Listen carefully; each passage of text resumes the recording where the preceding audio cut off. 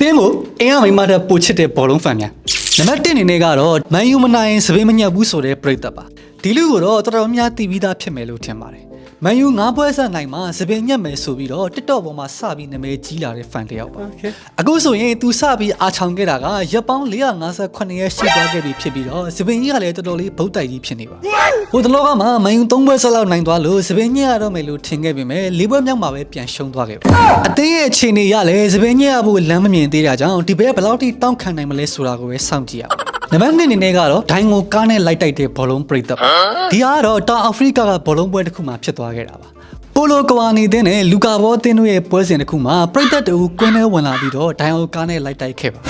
အဲ့ဒီပွဲစဉ်မှာပိုလိုကွာနေတဲ့ရဲ့ပရိသတ်တူကကွင်းလက်တိုင်းရဲ့ဆုံးဖြတ်ချက်ကိုမကျေနပ်တာကြောင့်သူ့ရဲ့ BMW ကားကြီးကွင်းထဲမောင်းချလာပြီးတော့ကွင်းလက်တိုင်းကိုအပီးပြင်းလိုက်တိုက်ခဲ့ပါတောင်အာဖရိကကွင်းတွေကဘေးကအကာရန်တွေတိတ်မပါတာမို့လို့ကားနဲ့အလွယ်တကူမောင်းဝင်လို့ရပါတယ်ဒါပေမဲ့ကွင်းလက်တိုင်းကလည်းအပြေးတစ်ပေါက်ရှမ်းတောက်တာမို့လို့ကားနဲ့တိုက်မိခဲ့ခြင်းတော့မရှိပါဘူးပွဲကလည်းလုံခြုံရေးအခြေအနေကြောင့်ယာယီရဆိုင်လိုက်ရပြီးတော့နောက်2ရက်လောက်နေမှပြန်ကန်ပေးခဲ့ရပါတယ်ဒါကြောင့်တောင်အာဖရိကမှာဒိုင်သွားလုပ်မယ်ဆိုရင်တော့ဘစ်ကျွအောင်ပြည်နယ်မှာတော်ကာကြမှာဖြစ်ပါတယ်စကားမဆက်လူကြီးမတို့ထဲမှာလည်း Manchester United ရဲ့ပွဲတွေကို Man U ရဲ့ official beer partner ဖြစ်တဲ့တိုက်ကားနဲ့အတူတူအကျယ်လောင်ဆုံးအားပေးခဲ့မှုတဲ့သူတွေရှိရင် comment ထဲမှာတစ်ချက်လောက်မှန်းခဲ့ကြဘူးတောင်းဆိုချင်ပါတယ်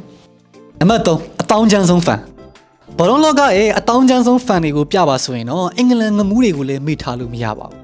အင်္ဂလန်ကပရိသတ်တွေဆိုတာ TV ထဲမှာသာဘာမှမဟုတ်ဘူးထင်ရပေမဲ့တကယ်လက်တွေ့မှာတော့တကယ်တောင်းချမ်းတဲ့ကောင်တွေဖြစ်ပါတယ်အဲ့ဒီထဲမှာ Millwall Bushwalker လို့ခေါ်တဲ့အင်္ဂလန်ငမူးအဖွဲ့တစ်ဖွဲ့ကတော့အဆိုးဆုံးပဲလို့ပြောလို့ရပါတယ်ဒီအဖွဲ့ကအင်္ဂလန်နိုင်ငံ Millwall အသင်းရဲ့ fan အုပ်စုတစ်ခုဖြစ်ပြီးတော့လန်ဒန်မြို့ရဲ့အရှေ့တောင်ဘက်ခြမ်းတွေမှာအများဆုံးနေထိုင်ကြပါတယ်ဒီအုပ်စုကနာမည်ဆိုးနဲ့ကြော်ကြားပြီးတော့အင်္ဂလန်မှာဆိုရင်ဘယ်အသင်းမှမထိရဲတဲ့အုပ်စုပါအသင်းရှုံးရင်လည်းစိတ်ညစ်လို့ဆိုပြီးတောင်းချမ်းကြတယ်လို့အသင်းနိုင်ရင်လည်းပျော်လို့ဆိုပြီးတောင်းချမ်းကြပါတယ်တခါတော့ကလည်းဝက်ဆန်အသင်း fan တွေကိုနောက်ကနေအုတ်ခမ်းနဲ့လိုက်ထုလို့ဆိုပြီးတော့လူ10ဦးထက်မနည်းဖမ်းဆီးခံခဲ့ရပါတယ်မေဝါအသင်းကအောက်တန်းလိမှာဆော့နေရလို့ဒါဒီအဖွဲ့ကိုလူတွေသိမ့်မသိကြတာပါအကြောင်းမေဝါအသင်းကတန်းတက်လာခဲ့မယ်ဆိုရင်တော့ကျန်19သင်း fan တွေရဲ့ဘဝကမတွေးဝန်းစရာပဲဖြစ်ပါတယ်နံပါတ်4 Mr. United